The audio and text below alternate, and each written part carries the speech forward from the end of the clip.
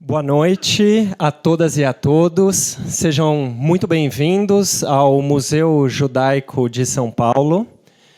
Eu sou Daniel Dweck, curador do Festival Literário, que foi desenvolvido junto com toda essa equipe maravilhosa do Museu Judaico, com quem eu tive muito orgulho de trabalhar. A gente segue agora para a terceira pergunta do nosso festival. Você quer que eu te conforte ou que eu te confronte? Livros podem ser reconfortantes como um abraço, ou desconfortáveis como um soco no estômago. Mas a que se presta a literatura e qual é o papel fundamental de um autor? Produzir acordos ou estimular controvérsias? Atenuar dissensos ou implodir consensos? Nessa mesa, o brasileiro Antônio Prata e a argentina radicada na França, Ariana Harwitz, dialogam sobre o sentido do seu trabalho em tempos de polarização ideológica, crise de imaginação, profusão de clichês e cancelamentos.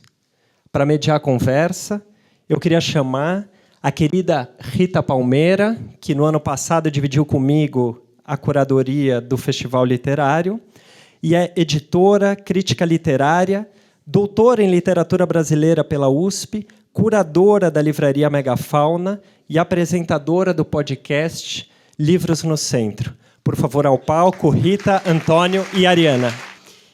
Boa noite a todas e todos.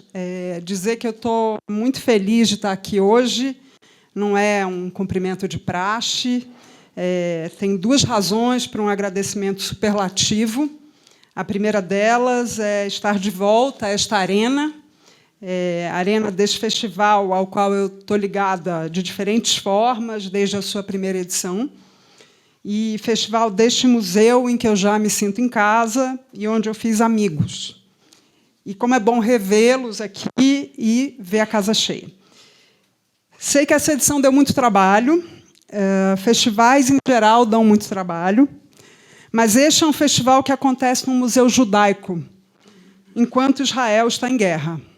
E no Brasil, e não só aqui, infelizmente, os judeus passaram a ser vistos, por parte da opinião pública, como responsáveis pelas ações do governo de Israel, pelas ações de Netanyahu. E fazer um festival nesse contexto dá ainda mais trabalho e requer ainda maior empenho e responsabilidade e persistência. Então, que o Flimuj aconteça e com uma programação importante como a destes dias é, sim, uma alegria superlativa. A segunda razão do meu agradecimento imenso é ter a oportunidade, a sorte mesmo, de mediar essa mesa. Ariana Harwitz é uma das escritoras mais interessantes e vibrantes da literatura contemporânea, e não só da literatura contemporânea argentina, como se costuma dizer por aí, dona de uma escrita incômoda, nada condescendente, que discute limites morais e éticos e faz isso com uma beleza de estilo bastante rara. Prestem atenção, quem ainda não leu, às imagens que ela cria nas suas histórias, sobretudo por meio das comparações que estabelece, que tem uma força inaudita. O Antônio Prata é um dos maiores cronistas da sua geração, também a minha e da Ariana, então estamos aqui em casa, todos nascidos na segunda metade dos anos 70, além de um querido amigo, a quem eu já escrevi tantas mensagens telegráficas aos domingos, dia em que é publicada a sua coluna na Folha de São Paulo, dizendo: bravo, Antônio, texto necessário, coluna fundamental. Que hoje a gente possa conversar, além desses fragmentos de WhatsApp, ou da mesa de restaurante, da mesa de bar, e junto com a Ariana, é, para mim, um privilégio. Então, queria agradecer ao Daniel Dweck pelo convite para estar aqui hoje. Antes de passar uma apresentação menos subjetiva dos dois, eu queria dar alguns avisos. Essa mesa tem o apoio da Embaixada da França no Brasil, país onde a Ariana, ainda que nascida aqui ao lado, na Argentina, vive há muitos anos. E a Ariana falará em francês, então ainda dá tempo de quem não pegou, quem não fala francês, pegar a tradução simultânea, o fonezinho. E um lembrete, a plateia pode fazer perguntas por escrito, elas serão recolhidas pela equipe do museu. E depois chegarão a mim. Bom, a Ariana Harwicz nasceu em Buenos Aires em 1977 e, há 17 anos, vive no interior da França, cenário dos seus livros. É autora de 7 livros, um dele em coautoria, que se chama Desertar, o único, salvo engano, ainda não publicado no Brasil. Pelo menos foi o único que eu não li. Foi escrito com Michael Gomes Guttard. Seus outros 6 livros saíram no Brasil, todos pela Instante. São eles. Agora é o momento em que eu tenho que equilibrar os livros aqui. Morra, Amor. A Débil Mental. Precoce. Esses 3 fazem parte do que se convencionou chamar de uma trilogia involuntária. Além deles, o Degenerado e o romance que está sendo lançado agora, Perder o Juízo, que vocês não podem perder. Além desses, ela lançou também, esse ano, O Ruído de uma Época, que é um livro de ensaios e fragmentos, e tem também uma correspondência. O Antônio nasceu também em 77, avisei que eram da mesma geração, são do mesmo ano, em São Paulo, onde ele vive. Ele até ensaiou morar no interior, na Granja Viana, mas não durou muito tempo por lá. Então, ele mora na capital. É escritor, roteirista da Rede Globo e colunista da Folha de São Paulo. Autor de vários livros dos gêneros mais diferentes, contos, crônicas, livros infantis, como, e cito só alguns, porque o Antônio tem muito mais livros publicados do que estes, Meio Intelectual, Meio de Esquerda, da editora 34, que saiu em 2010, Nude Botas, que saiu pela Companhia das Letras em 2013, eu não trouxe todos do Antônio, porque não ia caber, 30 e Poucos, que saiu pela Companhia das Letras também 3 anos depois, Jacaré Não, que é um infantil da UBU, que saiu em 18, e Por Quem as Panelas Batem, que saiu, que é o seu último livro, né, Antônio, que saiu pela Companhia das Letras em 2022. Bom, bem-vindos. Enquanto a gente esperava a sala encher, esses 2 se mostraram 2 exímios contadores de piada, e, inclusive, eles queriam fazer umas performances aqui, e eu fui um pouco a mediadora castradora. Então, a gente vai começar já com pergunta séria, mas fiquem à vontade para atuarem aí. Né? Sem ringue. Assim que você encabula a pessoa, Rita. Assim não vai Mas ter era mais... essa a ideia. Eu precisava que vocês não entrassem, como a Ariana sugeriu, num ringue aqui. Bom, Ariana, vamos começar por você. No Ruído de uma Época, você faz um elogio à imaginação em vários momentos. Eu vou citar só um trecho inicial, que diz o seguinte: escrever literatura é uma operação contrária à passagem ao ato. Ela troca, substitui a passagem ao ato. É justamente por isso que devemos concordar que um romancista que descreve um ato canibal ou um rapto não deve ser interceptado pelas forças da ordem e atirado num calabouço. Isso pode parecer óbvio, mas às vezes não é. Como fazer essa defesa num tempo em que obra e autor tendem a ser lidos como uma coisa só? Bom, bonsoir. Começamos. Bonsoir. Isso me fez rir. Se as pessoas não forem rir, é porque a tradução não foi boa.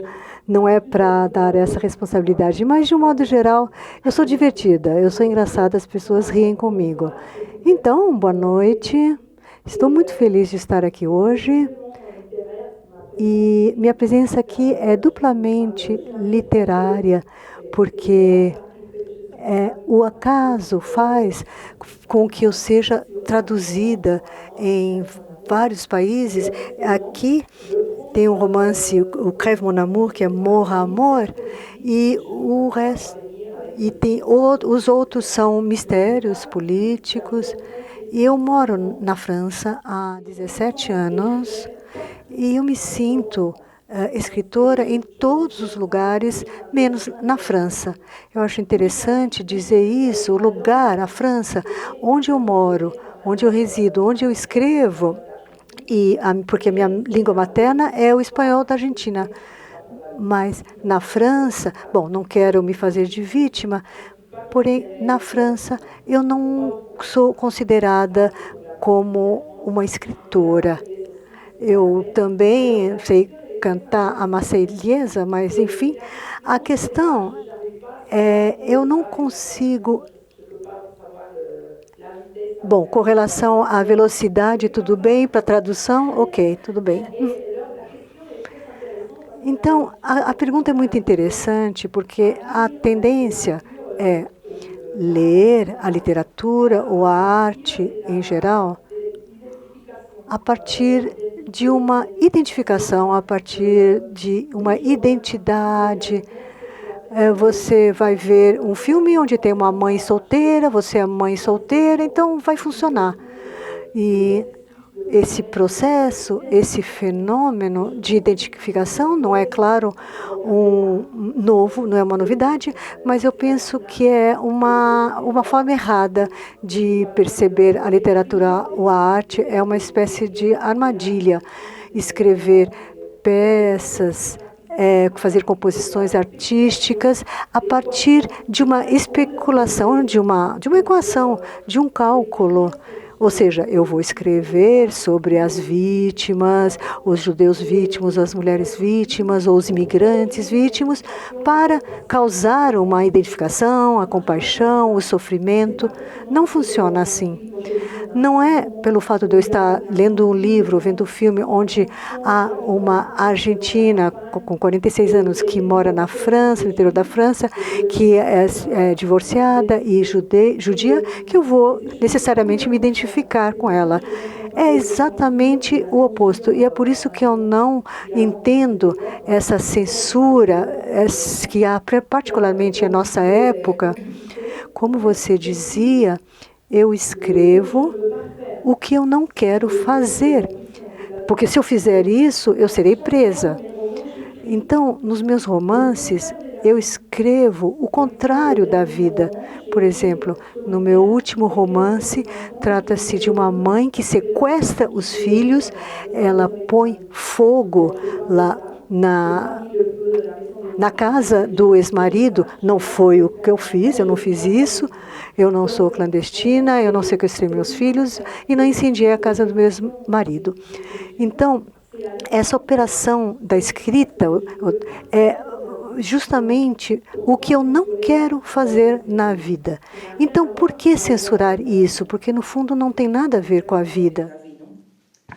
Mas é curioso, porque você diz também, né, que um romance não é uma audiência judicial. Então, é como se, ao se recusar a fazer essa identificação mais imediata, você também se recusasse a julgar os seus personagens. Acho que isso é muito forte nos seus livros também.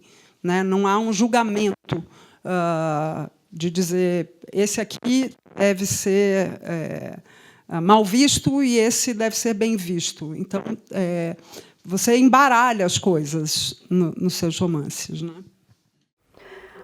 Com relação aos leitores? Não, dos personagens.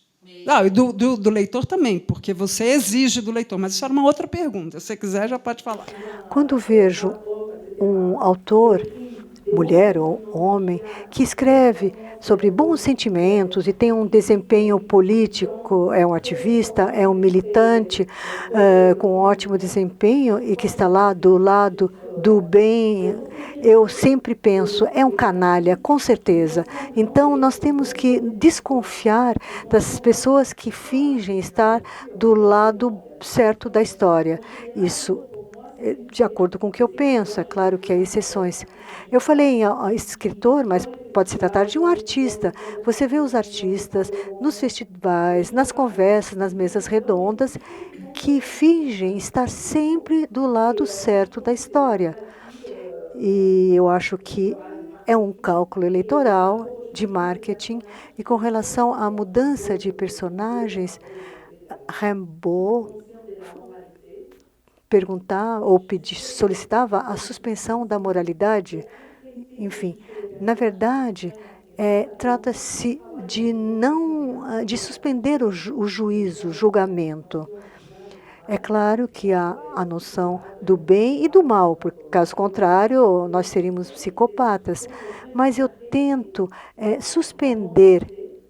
deter a moralidade e deixar os personagens fluir. Nesse momento, há o processo da Dominique Pellicot, que é um processo muito especial, não sei se vocês estão a par. Bom, isso é perfeito como peça de teatro, horrível na vida, mas em termos de arte, este caso, nós temos um quadro perfeito dessa personagem. Esse marido era um bom marido? Era um canalha? É um criminal ou não?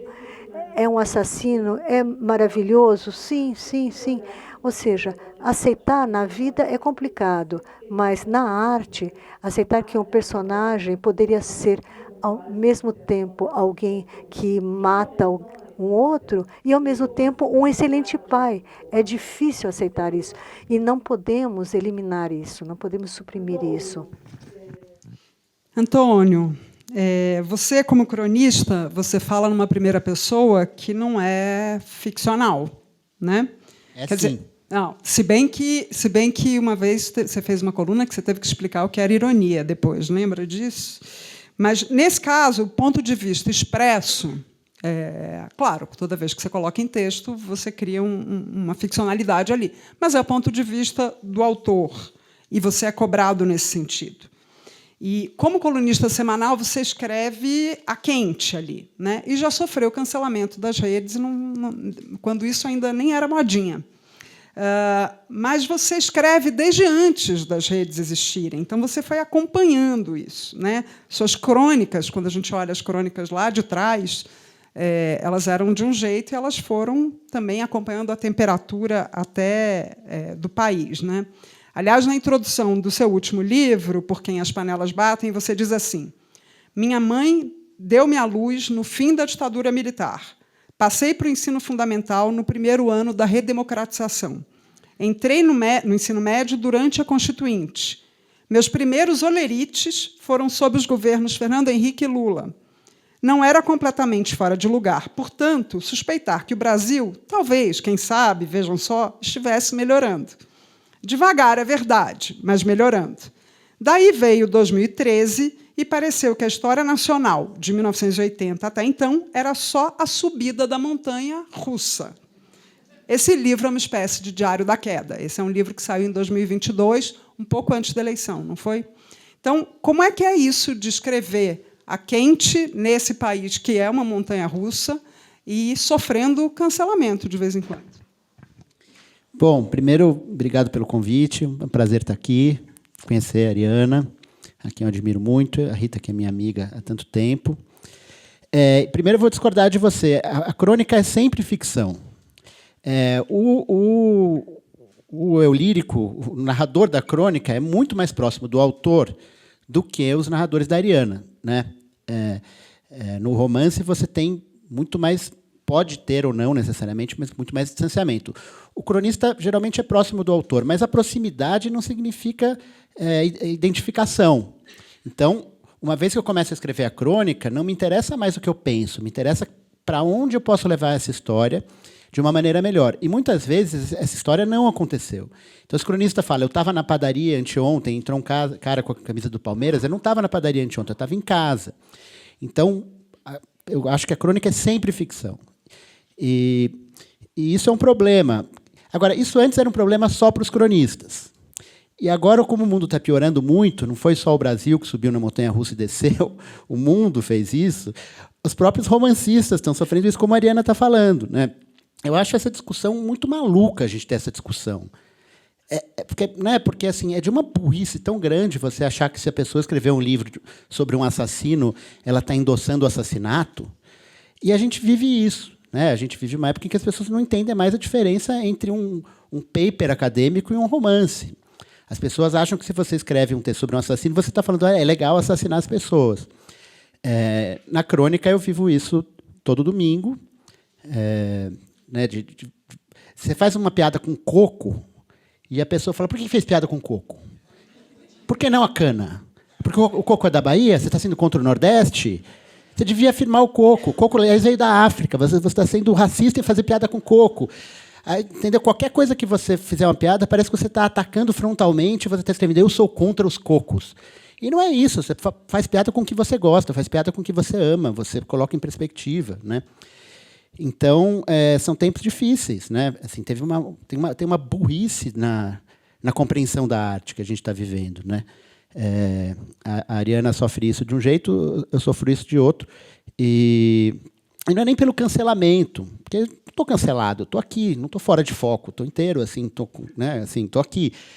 Às vezes umas pessoas vão lá e gritam. Teve esse caso dessa crônica irônica que eu fui processado, que era quando a Folha começou a chamar pessoas muito de extrema-direita para escrever no jornal, eu fiz uma crônica tentando ser mais de extrema-direita do que aqueles cronistas. E falei que o Brasil não tinha mais carnaval, porque, em vez da Globeleza, tinha pílulas de sabedoria com Marilena Chauí, que a gente não tinha mais agronegócio, porque esses índios vagabundos ficavam lá de short Adidas tomando cachaça, e a gente não plantava mais soja, que o homem branco não conseguia mais um lugar no Fazano, porque você chega no Fazano só tem negros cotistas.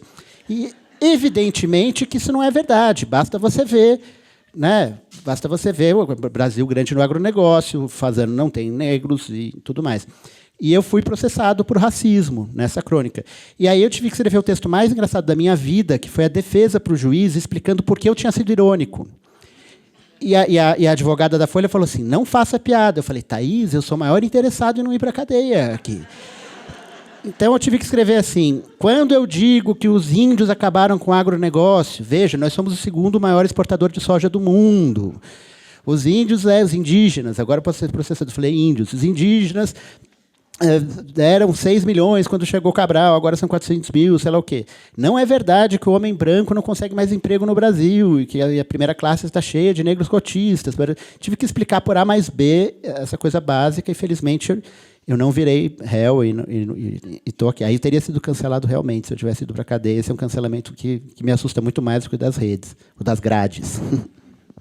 Não, mas vou fazer uma defesa da minha pergunta, porque eu acho que são coisas diferentes. Quando você tem uma coluna no jornal e você expressa um ponto de vista, você vai ser cobrado por ele. Você já foi, inclusive judicialmente, você acabou de falar.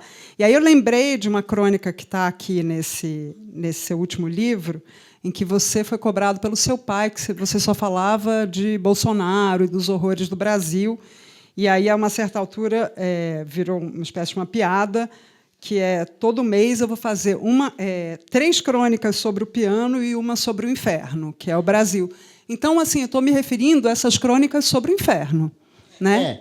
É que eu acho que tem uma diferença entre coluna e crônica. Né? Esse livro é um livro de colunas. Então, se eu vou escrever um texto dissertativo sobre o Bolsonaro, aí sou eu falando. Eu não vou inventar uma opinião, não vou falar que eu acho o Bolsonaro o máximo, porque é engraçado, entendeu? Aí sou eu. Eu acho que, quando eu comecei a escrever crônica, quando eu saía do piano, quer dizer, quando eu não escrevia coisas que não eram crônicas, meu pai me mandava um e-mail só com o assunto, que era crônica, 3 pontinhos. Tipo, volta. O pai do Antônio, para quem não sabe, é também escritor, o escritor Mário Prata. Agora, ficou muito difícil escrever crônica nos últimos anos, porque todo dia tinha um desastre muito grande. E eu me sentia um irresponsável falando sobre o dente que caiu da minha filha, ou falando sobre sei lá o quê, quando o cara estava não dando vacina para as pessoas. E esse é um exercício semanal que eu tenho que fazer sempre, de lembrar que é importante falar do dente caindo, mesmo se... Ou até porque, se está pegando fogo na Amazônia, a gente tem que ter um respiro. A crônica surge no jornal para dar esse respiro. E é um ato tão político quanto falar da Amazônia, falar uma abobrinha qualquer que faça a pessoa rir durante 2 minutos. Né? Mas você fez a defesa? Você fez alguma Não, fiz a acusação junto à defesa, defesa? você Não. fez a réplica, está Tá- ótimo. tá bom. Podemos passar para o próximo assunto, que você já adiantou quando falou da sua filha. Porque vocês dois têm, apesar de escreverem coisas completamente diferentes, vocês dois têm assuntos assim diletos, digamos assim, né? Então eu queria falar de maternidade e paternidade, que aparece de modos muito diferentes. Alô? Alô, voltou. De modos muito diferentes nos livros de vocês, né? Mas a maternidade e a paternidade, no geral, é uma condição, digamos assim, né? Muito idealizada socialmente. E que vocês, cada um a seu jeito, mobilizando, enfim, estilos e formas diferentes, vocês colocam em xeque, né? O Antônio escreveu diversas crônicas sobre o assunto, ele acabou de exemplificar até, e tem uma série, né, O Pais de Primeira, da Globoplay e tal, que trata disso também, de uma maneira desidealizada, digamos assim. Bom, e na obra da Ariana aí é a desidealização completa. Este é um assunto central, né? Tanto na chamada trilogia involuntária, como nesse novo romance, O Perder o Juízo, que, aliás, a tradução para o português perde um pouquinho também, né? Porque tem a ideia de um julgamento que aparece na história. Então, não, mas a culpa não é da tradutora, é que o idioma, o português não tem como reproduzir isso. Imagina. É perder o juízo. É o juízo. Então, eu queria ouvir vocês sobre isso, sobre essa idealização da maternidade e como isso aparece ou desaparece na obra de vocês. Eu constato que você é muito mais engraçado do que eu. Eu fico com ciúmes, mas tudo bem, tudo bem. Eu só queria... não é para contradizê-la, mas, a propósito de tudo que ele disse, eu vi isso vir, porque eu sou uma visionária, não porque eu seja uma visionária, não sou um gênio, mas eu vi isso aparecendo com o wokismo e esse ambiente politicamente correto. Eu já via vindo isso acontecendo. Todo mundo estava contente do wokismo, do politicamente correto, da diversidade, do respeito do outro, as minorias, a exaltação da tolerância, etc., etc. Mas eu vi imediatamente, e talvez outras pessoas também, as consequências gravíssimas e trágicas para o pensamento, trágicas para a arte. Eu tenho muitos amigos jornalistas, eu estou falando de Argentina, de França, mas talvez seja válido para outros países. Mas antes de escrever algo num jornal, eles refletem 10 vezes, mesmo se não estejamos na época de Stalin, mas eles refletem 10 vezes antes de colocar uma palavra para não serem cancelados, etc., etc. E, portanto, a escrita piora, isso produz livros mortos, artigos mortos, como uma criança que nasce morta. Porque nessa especulação entre uma palavra e outra, a gente escolhe a mais fraca, aí nós perdemos a ironia, o humor, e acaba saindo uma coisa... e essa peste intelectual chega até os romances. Nós sentimos isso. Há muitos escritores contemporâneos que dizem, mas eu não posso colocar essa passagem, esse trecho. Isso produz uma falsa literatura, na minha opinião, com relação à maternidade.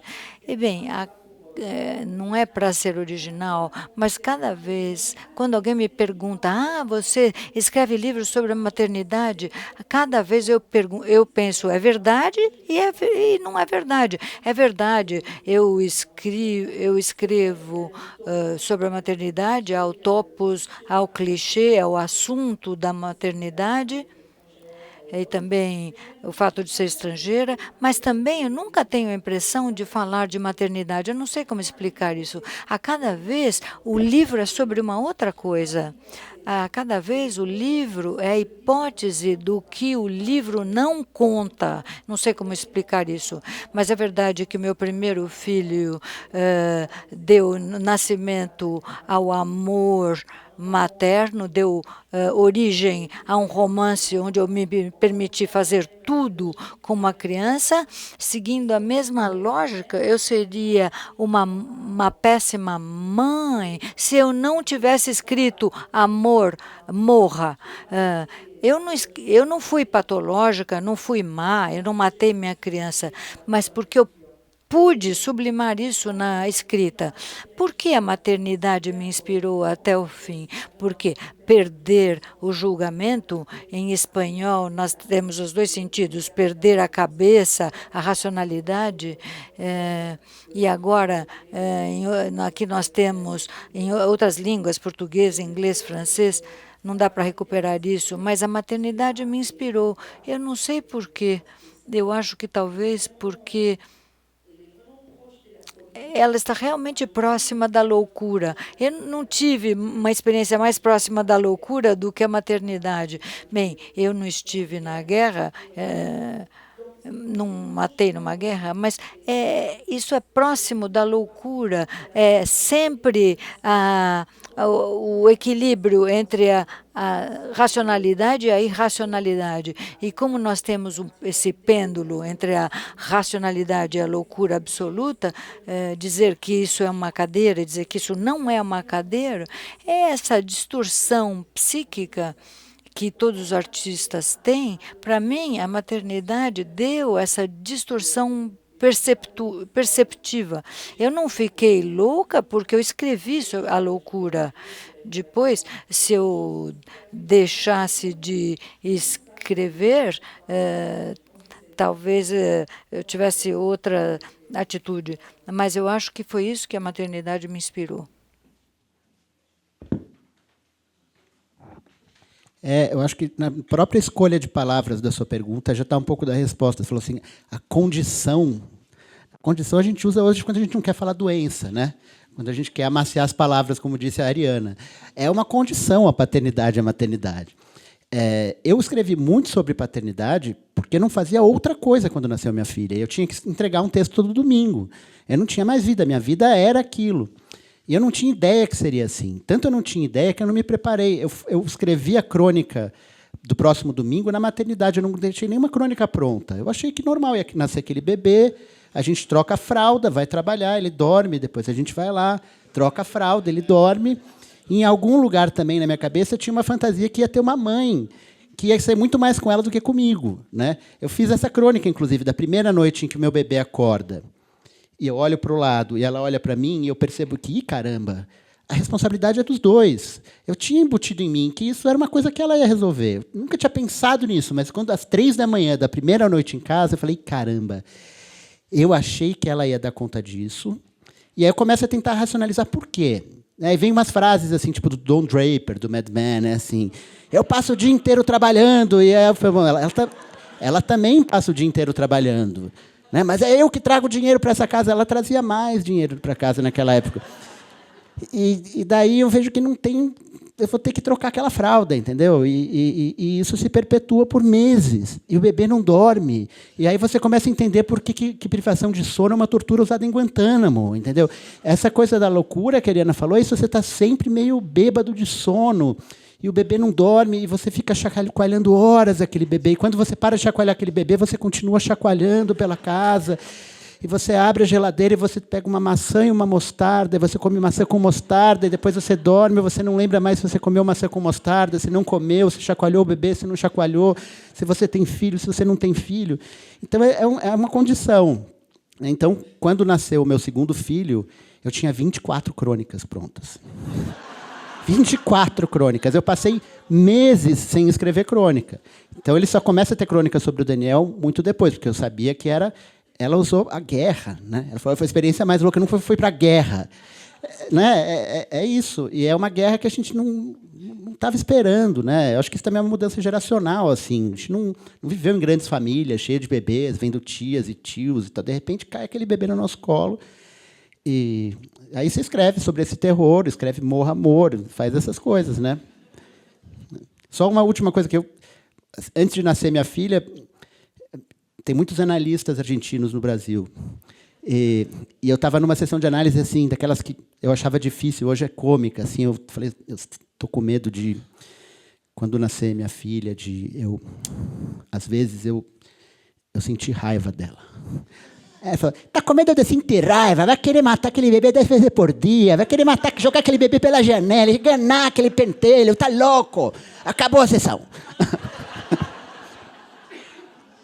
Eu te dou razão, eu estou dizendo que você tem razão. É uma guerra e é perfeito para a escrita, mas cada escritor tem que encontrar sua própria guerra. Pode ser qualquer coisa, mas um artista procura sempre a sua primeira guerra mundial. Para Celine, por exemplo, ou uma doença, ou uma criança doente, ou uma amputação, ou morar na fronteira entre os Estados Unidos e o México. Cada escritor tem sua própria guerra para poder escrever. E depois há consequências políticas. Por exemplo, houve em Israel e em outros países, as coisas que diziam as mães e os pais depois da peça de teatro era impressionante. E aí nós paramos de fazer representações da peça de teatro em Israel, porque houve a catástrofe do 7 de outubro, e a moral aparece. Eu não sei se isso foi bom ou não, mas é sempre um dilema, e um dilema não tem uma solução. Mas nós nos perguntávamos, será que não é amoral? Será que não é amoral? Será que não é obsceno continuar a fazer isso depois do 7 de outubro, 8 de outubro, as mães que gritavam com as crianças do outro lado? Será que aí a atriz decidiu parar? Eu não sei se foi uma boa decisão, mas houve um impacto político sobre a peça. Bom, então vamos para a questão moral. Ariana, você vai discordar de mim porque você tem discordado de mim, mas o desejo feminino é um fio na sua obra. Né? Mas, em Degenerado, que foi o seu primeiro livro que eu li, foi o primeiro livro seu que eu li, que eu acho o livro mais perturbador, seu livro mais perturbador, você desloca esse foco. Né? Num certo sentido, esse é o seu trabalho que mais exige do leitor. Não sei se você vai concordar, está fazendo que não. Vamos ver, espera aí. Do ponto de vista de um engajamento, o leitor precisa estar muito engajado para ir até o fim. Quem leu sabe do que eu estou falando. E aí tem um trechinho do livro que diz assim, é ele falando, né, o personagem, e aí depois você conta mais do livro para o pessoal. Quero que vocês se perguntem se o fato de eu ser desagradável é um motivo para me imputar uma sentença definitiva. Esse é um livro, me parece, também, não só, sobre ressentimento. E aí, outra citação. Nada mais distante do que declarar meu afeto pelas vítimas. Elas já têm de sobra. As vítimas são as únicas que não são abandonadas, as únicas que este século escuta, desde que sejam vítimas ideais, de que sejam suas vítimas. O sistema as designa e nós compramos. O mercado as mostra para nós e acendemos velhinhas. Seus livros, eu já tinha colocado isso no roteiro, mas o autor do que eu vou dizer está aqui atrás, que é o escritor Bernardo Carvalho. Seus livros não abraçam o leitor. E é muito comum, no Brasil e fora daqui, que as pessoas queiram ler livros que abracem, que apaziguem o leitor. Né? Então, eu queria que você falasse dessa sua escolha. Você falou já um pouquinho disso, acho que na sua primeira resposta, mas dessa sua escolha, em especial no Degenerado, que é um personagem, enfim, um enredo difícil. Esse é o livro mais difícil que eu escrevi, concordo. O editor está aqui presente, ele vai achar que eu não quero vender o livro. Bom, degenerado, existe a arte degenerada. Bom, eu sempre escrevo sobre Narciso sem querer. Foi o livro mais difícil de escrever. Durante anos e anos, eu tive que me travestir, fazer uma espécie de mudança de sexo, ou seja, eu não me sinto necessariamente uma mulher quando escrevo, mas passar de uma mulher para um homem, depois passar de um homem para um homem criminoso, um bode expiatório, a pessoa detestada da cidade, e o idoso. Eu tive que me colocar numa situação de dificuldade. Pensei numa operação, é um movimento. Eu acho que eu não queria escrever um romance do ponto de vista de uma mulher. Eu queria me colocar em dificuldade, numa situação difícil, amarrar minhas mãos, meus pés. E foi um exercício intelectual e sentimental extremamente difícil. Bom, não foi isso que me foi solicitado, mas eu me coloquei do lado do assassino ou dos assassinos. O ponto de vista, a consciência, falamos em genocídio, falamos em assassinos, criminosos, corruptos. E eu, então, me coloquei na pele de um homem no final de sua vida. E tem o caso que está acontecendo agora, um processo na França, da Dominique Pellicot, com relação na literatura ou na arte. No fundo, nós a compreendemos depois. Nós escrevemos os livros, mas nós os intelectualizamos, nós os captamos depois. Eu me sinto como uma pianista quando eu escrevo. Ou seja, não é que as palavras estejam aqui. Realmente foi muito difícil escrever esse livro. Levei muitos anos para escrever. E eu queria estar em contato com alguém que não tem vergonha, que descreve seus crimes, que não entra na equação do slogan da nossa época. Um homem... Eu queria saber como era se sentir um homem assim, e que era um homem odiado no vilarejo. Então, eu assumo tudo, como você assume o processo. Mas vocês aqui na sala, vocês assumem isso? Eu assumo. Eu assumo que eu sou homofóbica, que eu gosto das meninas. É nojento. Mas e você? E você? Vocês aqui, vocês aceitam? Eu tenho sempre a impressão de que estão sempre escrevendo romances que estão a meio caminho do pior e do ideal. Eu não queria te interromper, eu só quis dizer que eles são muito teatrais mesmo, seus livros. Bom, eu queria falar da guerra e da polarização que ela promove ou que ela simplesmente faz recrudescer. Mas posso só fazer um comentáriozinho Claro, antes sobre o que ela falou? Porque eu acho o título dessa mesa muito interessante e muito complexo, né? Assim, o que é o livro que abraça? Quando eu leio Morra Amor, eu me acalmo, porque eu penso, essa mulher está tendo dificuldades na vida dela que eu também tenho. Essa mulher está sofrendo, eu não sou louco. Não é porque ela tem um marido, porque ela tem uma filha, que ela está feliz, né? Então, você lê um texto sobre um psicopata, ajuda você a lidar com um psicopata que mora dentro de você, né?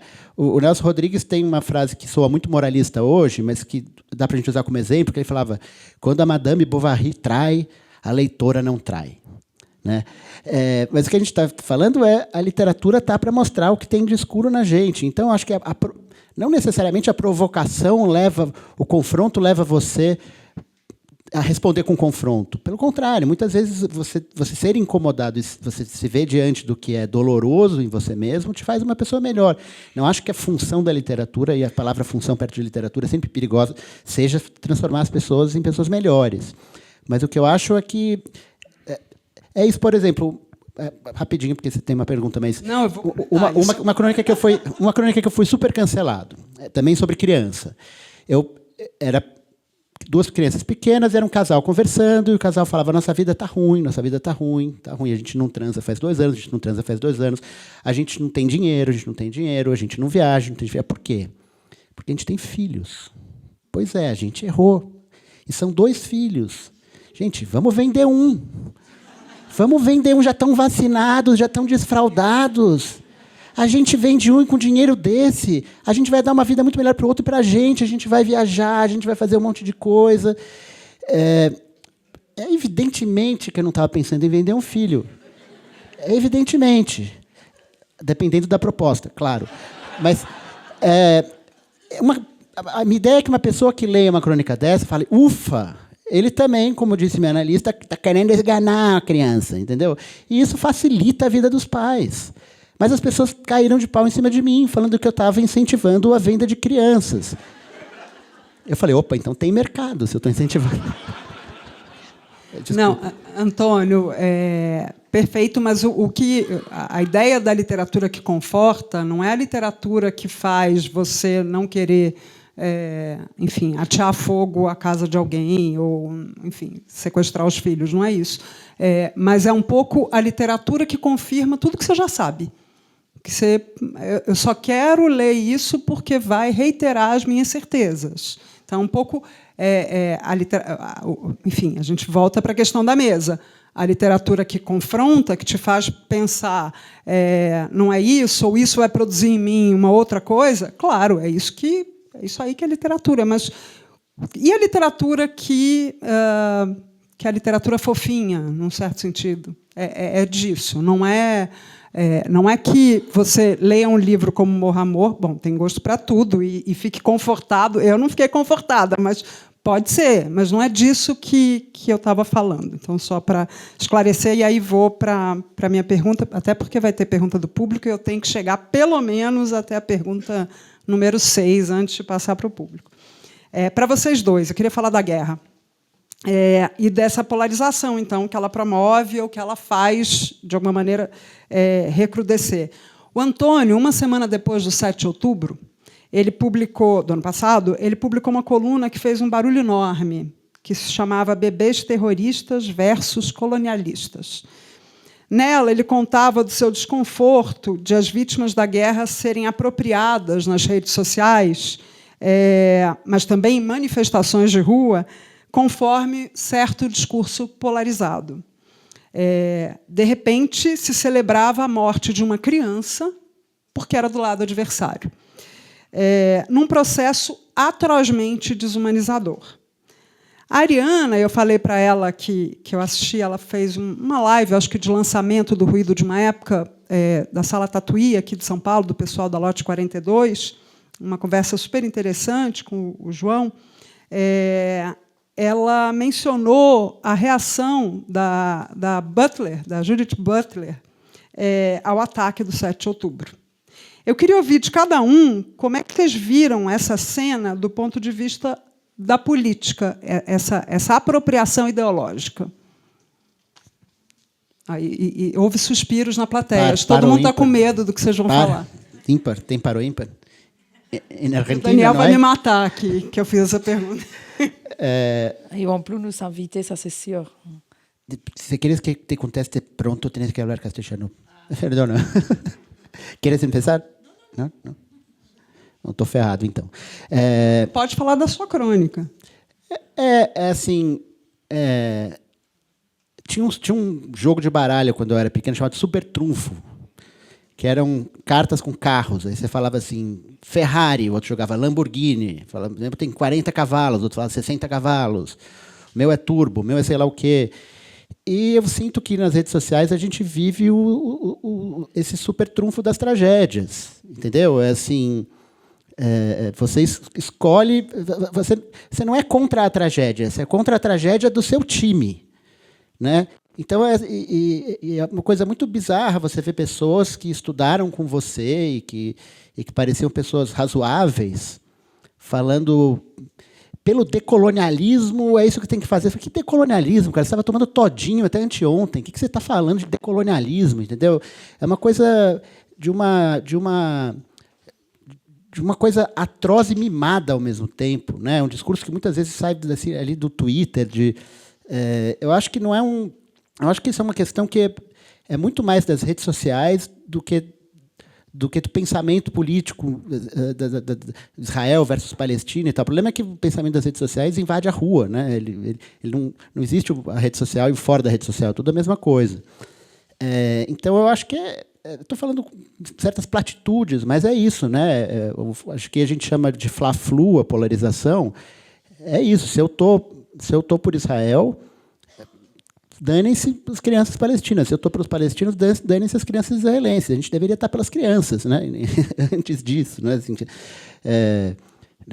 é uma coisa muito, muito maluca. É uma burrice generalizada. Assim, uma burrice que transcende crenças. É de direita, é de esquerda. É uma burrice da nossa época. Assim. E, enfim... Quando eu começo a falar sobre isso, eu começo a me sentir que nem um amigo meu que eu estou sendo contra o câncer e a favor da Amazônia, sabe? Assim, mas é meio óbvio, mas é isso.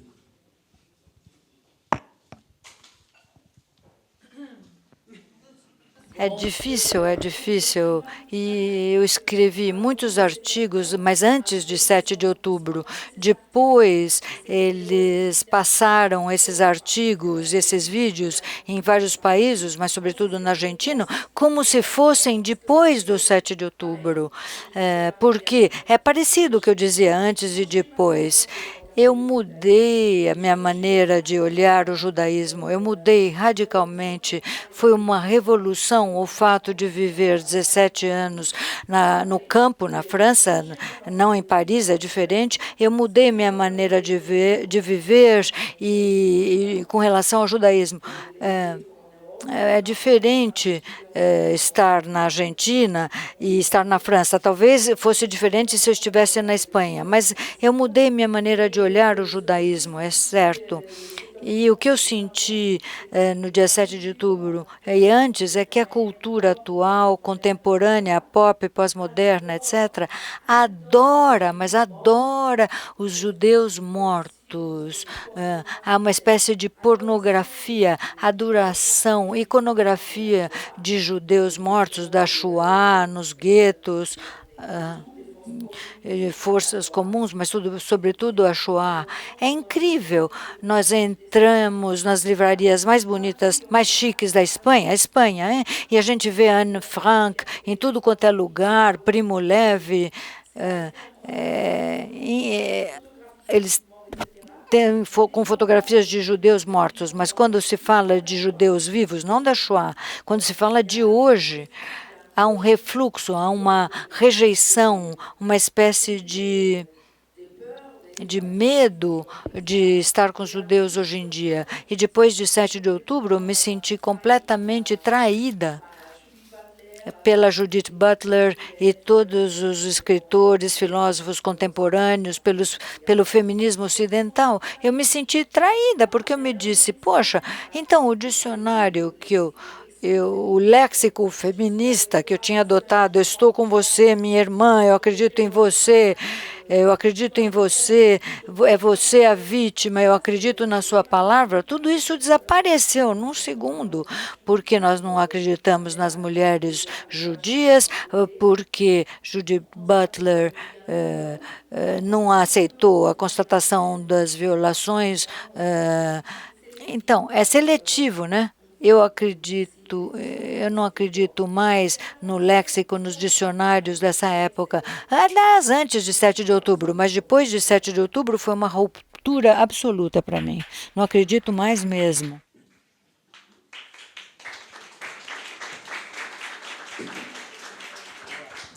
Ariana, em Perder o Juízo, então, para continuar nesse tema, de alguma maneira, está presente a questão da mulher imigrante e judia. Quase como esse personagem deslocado, né, não pertencente. A gente falou até um pouquinho disso mais cedo no camarim. O ambiente criado, isso vale também para os seus outros livros, né? Esses vilarejos em que os vizinhos controlam a vida, tem uma coisa meio Lars von Trier até, né? Em que a natureza é exuberante, desafiadora, ganha uma camada de novos significados nesse seu último romance, com as várias menções à xenofobia e ao antissemitismo sofridos pela narradora protagonista, que, no entanto, não é construída como uma vítima. E isso também é muito presente na sua literatura. Você se recusa a criar seus personagens como vítimas. E tem uma cena que você narra no Ruído de uma Época, que eu vou ler rapidinho, vou pular uns pedaços e vou pedir para você comentar e falar também da sua trajetória como essa imigrante judia na França. Diz assim, quem tem o livro é a página 131. Eu estava andando pela vila, não é uma vila, é muito menor que isso, quando me deparei com uma antiga vizinha. Os censos são proibidos na França, não se pode saber quantas pessoas de cada etnia há. Pode-se perguntar como eles se percebem, não o que são.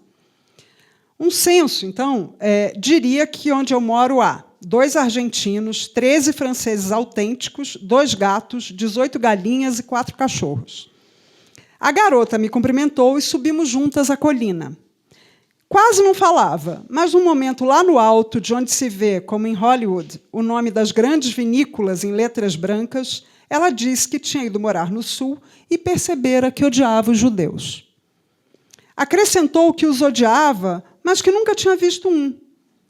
Aqui não há, disse. Como no Japão, um país com correntes antissemitas, mas quase sem judeus. Complementei. Não é preciso nada para odiar. A paixão se justifica por si só. Percorremos mais plantações entre as estacas e seus arames farpados, até que eu disse, eu sou judia. Continuamos andando e ela falou, mas você não parece. Se fosse inventado, seria genial, mas é vivido também.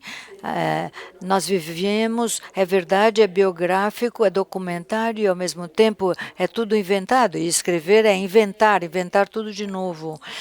Mas a primeira coisa a dizer, eu não sei se eu respondo à sua pergunta, não há nada a ver o antissemitismo na Argentina. Eu acabo de voltar de 2 meses na Argentina, eu tenho toda a minha família lá, eu conheço o software, o aparelho psíquico dos argentinos, nós conhecemos nossa violência. O antissemitismo atual na Argentina, antes e depois do Milei, é um antissemitismo antigo. Para mim, inofensivo. Não é inofensivo, tá?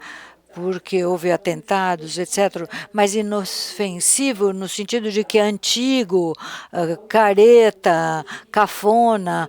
Os judeus com o nariz. É o clichê, a caricatura. Então. Agora, o antissemitismo que eu vivo, que todo mundo vive na Europa, na França, não é nada disso. Evidentemente, há um lugar comum, é o antigo antissemitismo, mas camadas de novo antissemitismo que não tem nada a ver com o de antes. A Rússia, antes da Rússia de Stalin, havia uma retórica russa contra o Estado de Israel e contra o sionismo. Os cadernos para as crianças tinham uma crítica, uma retórica contra o sionismo, etc. Mas não tinha a ideia, a retórica moderna, cool, sobre as camisetas do From the River to the Sea, do rio até o mar. Não havia a ideia de suprimir o Estado de Israel. Eu acho que agora é grave, é mais trágica, para mim, mais grave desde a criação do Estado de Israel.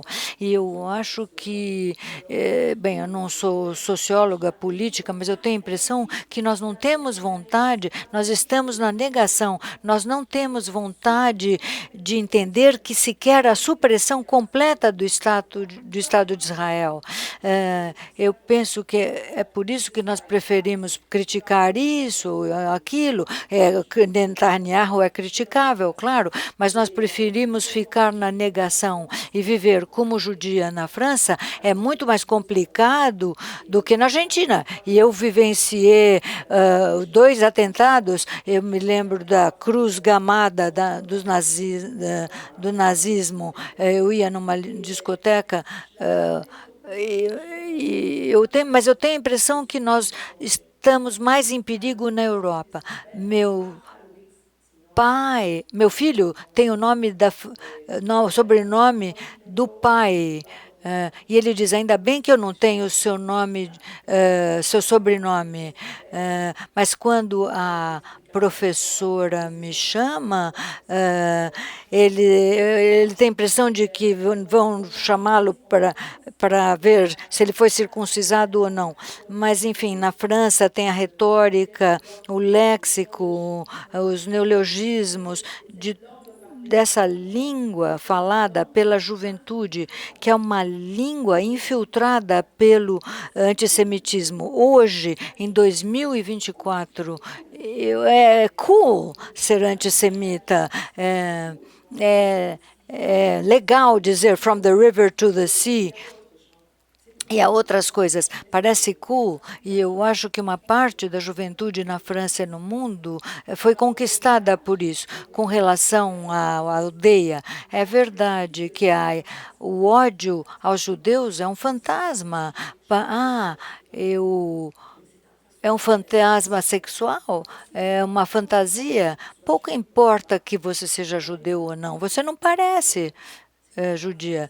É um prolongamento de uma fantasia. Fizeram uma observação. Eu detesto os judeus. É um jogo de aparências. Eu moro numa pequena aldeia onde há esse teatro francês. Alguns que pertenceram à colaboração, porque ainda velhos da Segunda Guerra Mundial, ainda existem traços da Segunda Guerra Mundial. Não é muito animador, né? Eu sei. É o vilarejo que era para ser bucólico e não é bucólico, né? Bom, isso aparece bastante aqui também, né? A gente não vai ter tempo, mas no Perder o Juízo tem a sogra, né? Que tem atitudes antissemitas e fica perguntando, sua família nunca aparece, né? A família nunca aparece, e aí tem a xenofobia, eles estão atrás de documentos, eles não vêm para cá, mas é todo mundo judeu, e como é? Então, essa personagem da sogra, no Perder o Juízo, encarna muito isso, né? Antônio, bom, chegou pergunta aqui, eu já olho, né? Mas, assim, numa coluna em que você tratou do filme Ficção Americana, você disse o seguinte: em tempos de narcisismo instagramático, o velho dito "não julgue o livro pela capa" foi posto do avesso. A verdade agora é julgue o livro pela contracapa. No lugar de serem avaliadas pelas qualidades estéticas, as obras passaram a ser referendadas pelas origens ou características de seus autores. No meio de coisas boas que afloram quando a branquitude se torna um pouco mais porosa a quem não é dos seus, livros, músicas ou filmes medíocres são aplaudidos e premiados como obras-primas por virem de pessoas com histórias de vida difíceis. Ao tentar fugir do racismo, machismo, homofobia, tal atitude acaba por reforçá-los. Afinal, tão discriminatório como destratar o outro é tratá-lo com uma condescendência paternalista. Acho que, de alguma maneira, a Ariana já falou disso, mas queria te ouvir, e se você quiser falar do filme, enfim. E eu acho que, no Brasil, isso é ainda mais grave, né? Porque a gente tem uma...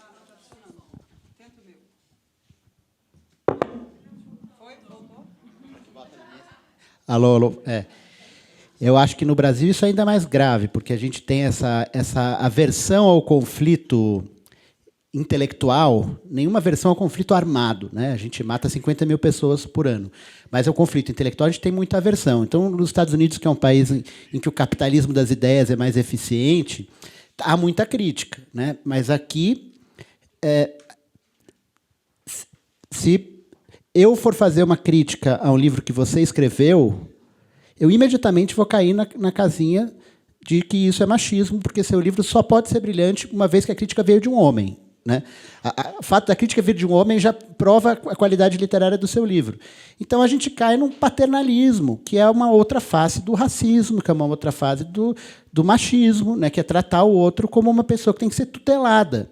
Então, a gente vai aplaudir música ruim, vai aplaudir livro ruim, vai aplaudir obras ruins, afinal, durante tanto tempo, os brancos ou os homens, ou sei lá qual a qualidade do opressor, fez tanto mal.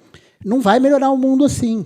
Não vai, porque vai ser paternalismo. As pessoas têm que ser trazidas para o jogo e têm que ser tratadas como adultas no jogo.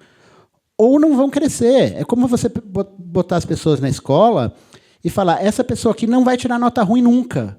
Entendeu? Porque ela entrou numa cota. Não, a pessoa que entra na cota na escola, graças a Deus tem as cotas, ela vai lá e ela estuda que nem as outras, e vai ter a nota, vai ser julgada que nem as outras na escola. Isso é fundamental, isso é um processo civilizatório, né? Isso não é um problema que agride a branquitude, ou meus livros agora não são mais aplaudidos porque estão aplaudindo as minorias. Não, esse é um problema fundamental para as minorias e para a arte, né? Eu acho que uma coisa que a Ariana estava falando, que me lembrou da sua pergunta anterior, que eles acham que é cool você ser antissemita, que é tal. Eu li, saiu uns anos atrás um artigo no Guardian muito interessante, com várias pessoas que saíram do Vale do Silício, que abandonaram o Vale do Silício diante do horror que eles tinham produzido. E uma das pessoas que falava era o cara que inventou o like. O cara que inventou o like no Facebook. O cara que inventou o like no Facebook foi o cara que descobriu a mina do ouro da internet, porque foi o cara que conseguiu fizesse com que os gostos das pessoas fossem traçados. E aí você conseguia entender que se a Rita é uma mulher editora, ela vai gostar daquele sapato, daquelas rasteirinhas, não sei o que, daquela loja, e começou a juntar, e eles começaram a vender dados, né? E esse cara que inventou o like, ele percebeu que tinha muito mais like em postura extrema do que em postura sensata. E aí o Facebook começa a colocar cada vez mais em evidência as posturas insensatas, para ter mais like, para traçar mais, para vender mais rasteirinha no fim das contas, para vender os dados das pessoas. Então, o que acontece, acho que o que acontece hoje, nisso que eu estava falando do super trunfo, é que são posturas estéticas diante da guerra. Não é? O que é mais bacana? Hoje, terça-feira à tarde, é mais bacana Israel ou Palestina? Né? Eu lembro no Facebook, tinha uma época que você começava a somar causas. Então, tinha assim, primeiro foto, Antônio Prata. Aí, uma semana depois, era Antônio Prata, Guarani Caiová. Aí era semana LGBT, Antônio Prata, Guarani Caiová com Rainbow Flag. Depois era Antônio Prata, Garová, Caiubi, Rainbow Flag e antifascista. E vai virando isso vai perdendo o isso vai se esgarçando, né? Vira tudo um imã de geladeira, né? As pessoas, e o que é assombroso é como as pessoas conseguem se desumanizar tão completamente para ficar com o imã de geladeira mais correto, né? Então, assim, eu escrevi já isso em coluna, que é assim, se um cara da Faria Lima atropelar uma velhinha, metade do Brasil vai falar, é um empreendedor, estava lá com seu carro, no seu direito, essa velhinha que é cega não devia estar na rua. Se uma mulher trans assassinar um filho, metade do Brasil vai falar, está certa, ela sofreu muita opressão, tem que ver também o que essa criança fez. São assim, imediatas conexões estéticas. Você quer ficar bem na foto. E, para ficar bem na foto, dane-se a velhinha, dane-se a criança, e dane-se o trans, e dane-se o empresário, dane-se qualquer coisa, para a gente ficar bem nessa foto. Né? E é isso, aí é cool ser antissemita, é cool ser racista. Né? A gente está agora com o bolsonarismo. O Pablo Marçal é isso, ele fala o que pensa. Né? Até que veio com uma cadeira que tinha ideias mais legais. Antônio estava falando do Antônio, Guarani, Caiová, Prata, mas a gente esqueceu de falar o seu nome do meio, né? Que você ia até fazer uma piada, que você estava no Festival do Museu Judaico. Eu estou na cota aqui, porque eu sou Antônio Góes, né? Na verdade, para ter a piada, tem que ser eu e minha mãe, porque tem 2 Góes aqui no meio, né? Minha mãe está aqui. A piada não é minha, eu posso agora me defender. A piada é de amigos judeus, tá? Porque a gente fazia uma revista que eram 3 judeus e um góis, que era eu. Chamava Emplasto Poroso a revista. Bom, Ariana, tem a ver com essa pergunta que eu fiz para o Antônio. Tem uma frase sua que já foi repetida por todo mundo que lê, e aí depois eu vou fazer a pergunta que chegou do público, mas todo mundo que lê O Ruído de uma Época cita essa frase, que é: esta época lê mal porque lê a partir da identidade. E você elege como seus escritores favoritos, eu sei que você não quer falar de escritor favorito, não é essa a pergunta, aqueles que quebram a expectativa de uma época, por exemplo, Thomas Bernhard. Ou ainda, você fala no Ruído, você fala assim: se o Paul Celan não tivesse lido Heidegger, por repulsa à adesão do filósofo ao partido nazista, seus poemas sobre o sofrimento da Shoah seriam outros. Então, fala um pouco dessa quebra de expectativa, desse seu panteão literário, não precisa citar autor, não é essa a pergunta, mas é um pouco o que você espera da literatura. E por que se lê mal a partir da identidade? Tu peux lire entièrement la citation de Wagner, cette époque lit mal. Je pense que c'est le début, hein. Je ne te fais pas chercher. Sim, eu não fui. Eu não queria chocar. Vamos lá, peraí, deixa eu ver se está aqui. Vamos lá. Estamos chegando no fim, a gente já pode chocar um pouco mais, né? Vamos lá. Mais ça, c'est pas choquant. Um pouquinho. Ué. É que você está morando na França há muito tempo. Vamos lá. Página 69. Diz assim: se o Paul Celan não tivesse lido Heidegger por repulsa à adesão do filósofo ao partido nazista... Esta época lê mal... Não, sim, vou chegar aqui. Não é do Wagner. Não tem o Heidegger, não tem o Wagner. Aí, continuando, então, o trecho, tá? Não vou ler de novo. Hannah Arendt escreveu graças a Hitler. Se não tivesse escrito na língua do inimigo, não teria sido capaz de atacá-la. Aí vem aspas em que o Proust diz o seguinte: a única maneira de defender a língua é atacá-la, diz Proust. Já. Perdão, queria o outro. Eu achei que você queria inteiro. Esta época lê mal porque lê desde a identidade. É lá no início. É o início de tudo, por Sim, isso. eu acho para você. Esta época lê mal porque lê a partir da identidade. Os pró-wagnerianos veem Wagner como Deus. Os anti-wagnerianos o veem como nazista. O problema é que Wagner não é nem apenas Deus, nem apenas um nazista, mas os dois ao mesmo tempo. Se a ambiguidade for eliminada num artista, ele será destruído. Ainda bem que nós nos reunimos. Parabéns à pessoa responsável pelo festival, Daniel, porque estamos de acordo e, ao mesmo tempo, não estamos totalmente de acordo. Temos linguagens diferentes, mas estamos de acordo sobre a fraude desta época. Eu tenho a impressão que é paradoxal.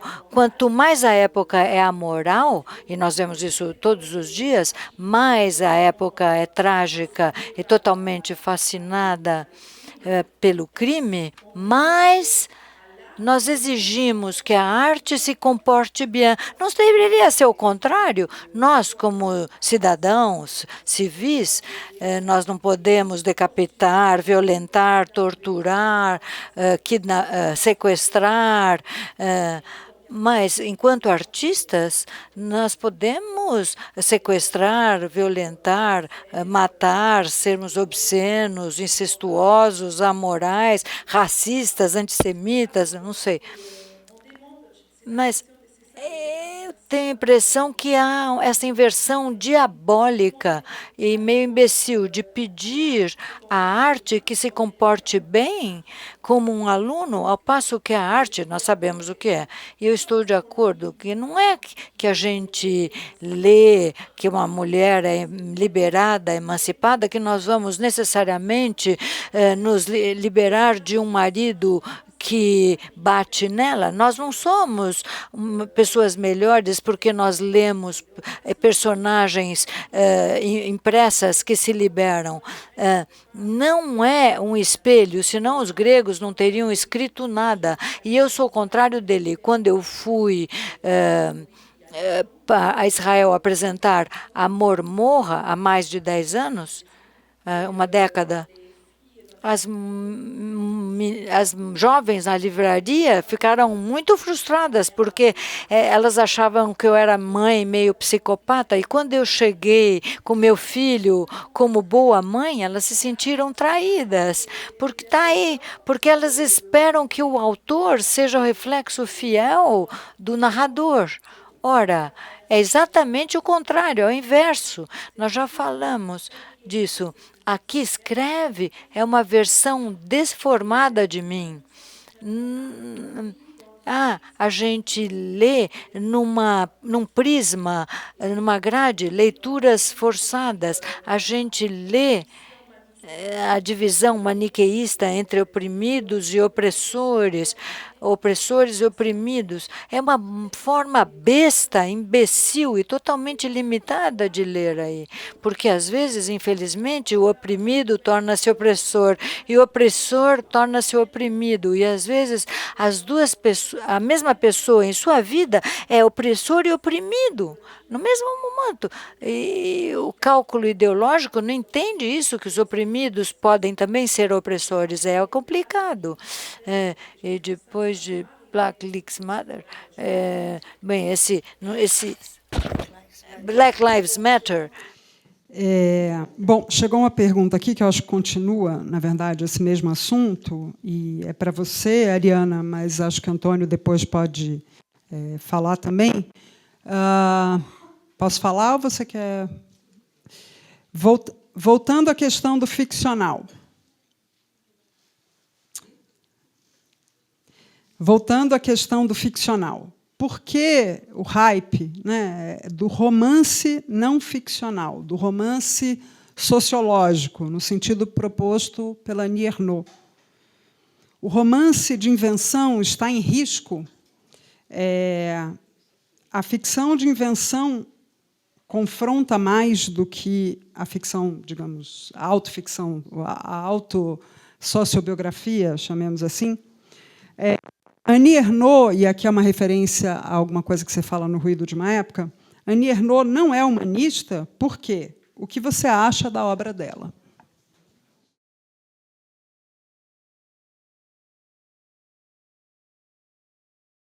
Bom, eu aprendi muito com a Annie Ernaux e com outras. Eu tenho problema com a sua posição política. Nós estivemos juntos num festival, não na mesma mesa redonda. Eu não gosto muito da sua obra, mas a questão era por que na ficção é menos permitido do que é permitido na autoficção? Sim, porque a autoficção atualmente está na moda, faz mais sucesso, digamos assim. Eu não sei, talvez porque o fato de dizer como no Netflix isso é verdade, ou isso foi verdade, isso foi vivido, isso faz parte da vida, talvez o fato de acrescentar a vida à obra dá licença, permite coisas que a ficção não permite. Não sei explicar. O fato de ser verdade dá uma licença poética a tudo, ao passo que na ficção não. É como se nós fôssemos menos culpados de escrever qualquer coisa, porque nós temos uma espécie de proteção moral. Nós estamos protegidos porque isso foi vivido. Se a Annie Ernaux viveu isso, não podemos criticá-la. Para mim, isso é uma chantagem. Dizer isso foi vivido, evidentemente que foi vivido, mas para mim é uma espécie de chantagem. Você não pode me criticar porque eu vivi isso, então você não pode me criticar. É uma espécie de proteção suplementar à obra que, na minha opinião, não deveria estar lá. É uma maneira de se proteger. Não me critiquem, eu vivi isso. Vocês não têm o direito de me criticar. Eu não posso ser uma má escritora porque eu vivi isso. Para mim, isso é narcisista. Quer falar? Não, quero escutar. Annie Ernaux tem pas Annie Eu queria Ernaux? fazer uma pergunta. Posso fazer uma pergunta? Pode, claro. É meio fora desse tema. Assim, Tudo bem, Daniel? Não, Não sou eu que estou perguntando fora eu faço do no tempo. fim, não quero atrapalhar o fluxo da... Não, porque... no fim sou eu. Tá bom. Não, tocou outro dia o telefone da sua casa e era o Martin Scorsese do outro lado da linha. É verdade isso? E aí ele falou, queremos filmar o seu livro. Não, a sua. Não? Conta, por favor. Nunca me ligou o Martin Scorsese, eu nunca estive diante de alguém para quem o Martin Scorsese ligou. Então eu queria saber como é que foi isso. E se você já está filmando, não está filmando? Como é que está isso? Só avisar, para quem não sabe, é isso. O Morra Amor vai ser... quando que vai ser lançado o filme? Meu pai que tentava me proteger, meu pai todos os dias e mesmo durante o festival me diz: não diga o que você pensa. Eu entendo o que você pensa, mas não diga o que você pensa. Só em casa com seus amigos. Bom. Porque é uma maneira de se comportar quando se é escritor, em todas as épocas, mas nesta época especialmente. Então ele me disse, não defenda Israel, não seja sionista antes de assinar o contrato com Martin Scorsese. Não porque ele seja antissemita, não é nada disso, mas é que ele tinha medo. Evidentemente é Hollywood, né? Robin Pattinson é planetário, né? E ele tinha medo que eu fosse demasiado sionista ou demasiado judia, ou que eu não cante o slogan que se deve cantar. E em julho não foi a mim que ele telefonou, foi a meu agente literário. É importante, às vezes o agente é um aliado, e ele é um aliado. Então ele disse que a filmagem ia começar em julho, agosto, e aí já começaram a filmar. Eles devem terminar em outubro, no Canadá. Morra Amor. É um milagre, né? Nunca imaginei que isso fosse acontecer. Durante 7 anos, havia uma única tradução e depois chegaram traduções em outras línguas. Eu nunca pensei chegar lá, eu nunca pensei que Hollywood iria filmar uma história assim, né, em outra língua. Graças. Bom, a gente está chegando ao fim, então vou fazer um último pedido para que você comente, aí Antônio pode comentar também. Ele vai querer fazer a última pergunta, você está vendo que ele está disputando aqui, mas não. Mas eu queria pedir para que você comentasse também. No Ruído de uma Época, acho que há 2 trechos em que a Ariana fala sobre festivais literários, e é uma baita de uma provocação, e eu falei para ela que eu ia perguntar se o Flimuge reproduz esse retrato que ela cria aqui. Aqui a demandé ça.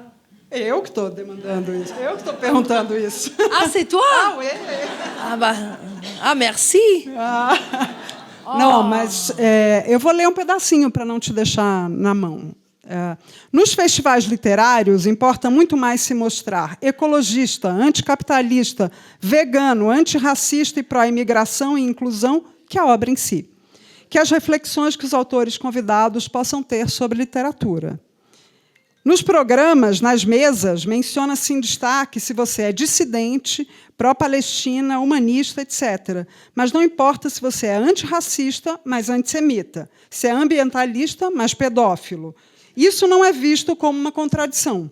O importante para os organizadores é que você tenha uma causa e a mostre abertamente, mesmo que entre em conflito com outras. É quase como se nós, autores, fôssemos convidados aos festivais literários para lavar dinheiro ou a consciência. Eu continuo a pensar a mesma coisa, mas 1000 vezes pior depois de 7 de outubro, porque toda essa reflexão, ideias sobre festivais são anteriores ao 7 de outubro. Mas, como eu dizia, o mundo se abriu em 2, ou se partiu em 2 depois de 7 de outubro. tudo caiu em cima da minha cabeça. Sim, eu tenho a impressão que isso até pode ser contraditório, porque eu estou dizendo o contrário num festival. Mas, enfim, eu tenho a impressão o tempo todo que o meio literário é pior do que o cinema. Tenho certeza, porque tem mais dinheiro. Na literatura não tem muito. Mas eu acho que é preciso aparentar ter uma causa, defendê-la. Aparentar, é um pouco mafioso. Antes não era assim, porque antes não havia as redes sociais. Antes, como eu dizia, antes Sartre, Camus discutiam. Havia inimigos amigos, inimigos aliados. Agora não existe mais isso nos festivais.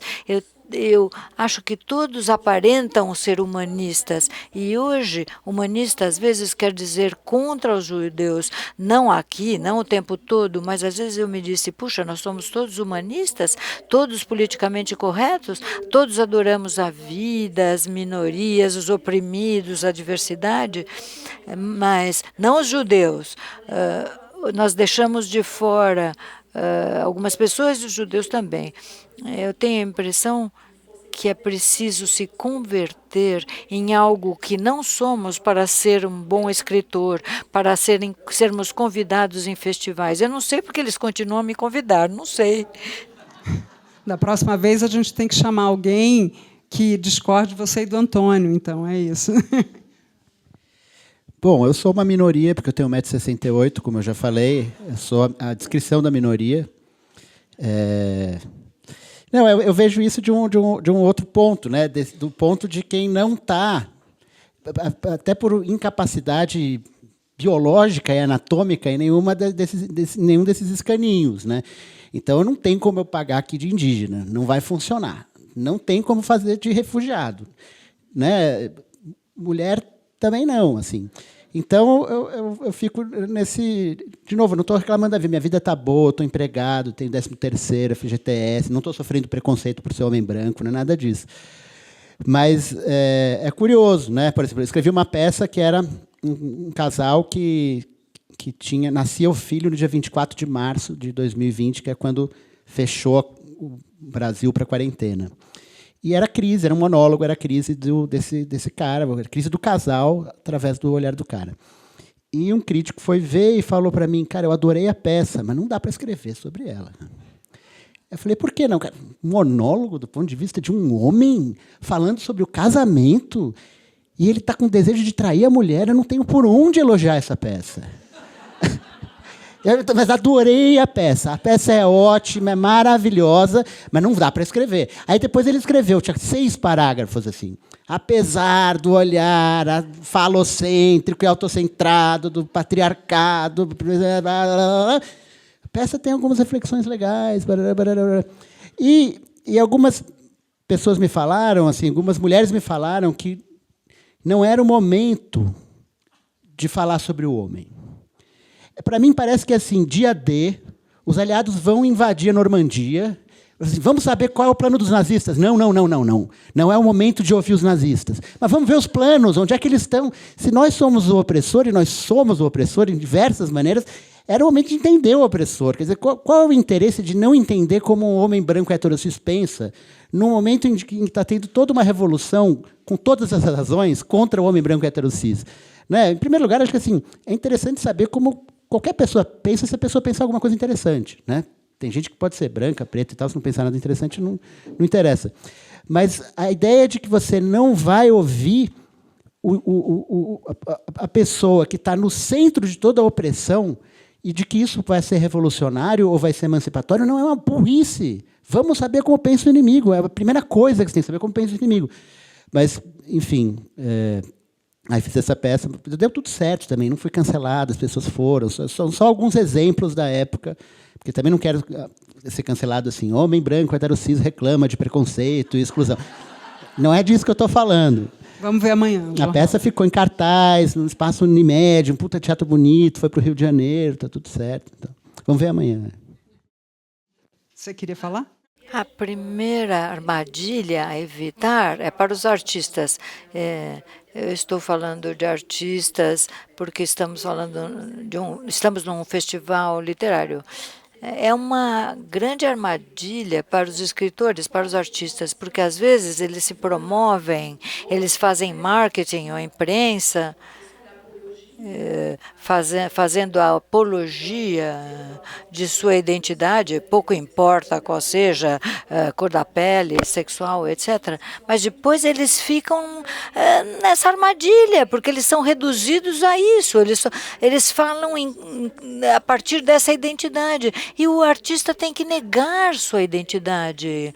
Escrever é ir contra a identidade, é apagar a identidade, é a possibilidade de ter várias identidades. Escrever, para mim, é realmente apagar a minha identidade. Então, reduzir o artista à sua identidade é o pior caminho para um artista. No começo ele vai vender livros, talvez ele vai ser traduzido e adaptado para Netflix e Disney, mas depois vai ser um pesadelo, um inferno. Bom, infelizmente chegou ao fim nossa mesa. Eu queria agradecer muito a Ariana e ao Antônio por essa oportunidade. Obrigado, Rita. Os dois vão autografar.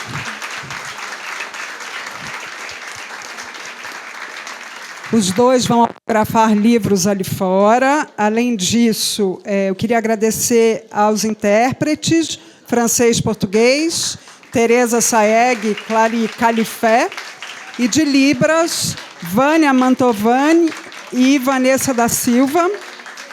E convidar todo mundo a seguir o festival, que continua amanhã às 11 da manhã. Boa noite. Obrigada.